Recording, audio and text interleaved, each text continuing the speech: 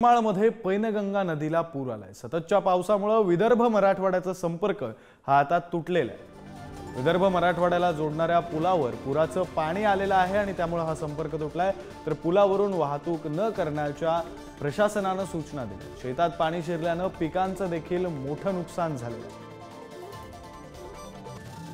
हे दृश्य आपण पाहू शकतोय। खरं तर या पुलावरून पाणी जातंय आणि त्यामुळे विदर्भ मराठवाड्याला जोडणारा हा पूल आणि या पुलावरून पाणी जात असल्याने विदर्भ मराठवाड्याचा संपर्क हा तुटलेला आहे। यवतमाळमध्ये पैनगंगा नदीला पूर आलाय आणि त्यामुळे या पुलावरून पाणी जात असल्याचे दृश्य आपण पाहतोय।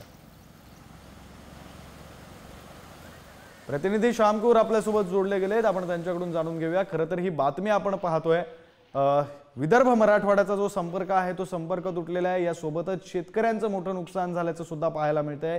काय अधिकचा तपशील आहे?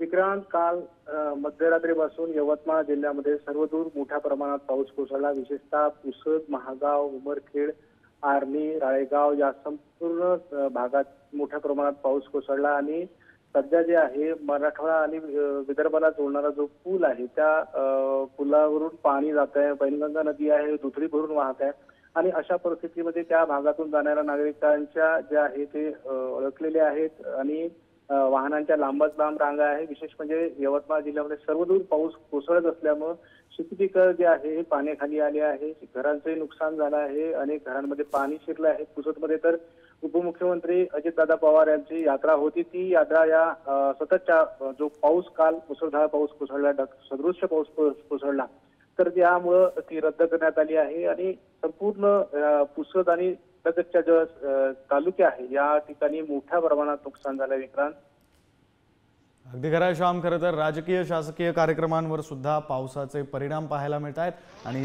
शेतकऱ्यांचं सुद्धा मोठं नुकसान झालेलं आहे। धन्यवाद दिलेल्या या सविस्तर माहितीसाठी।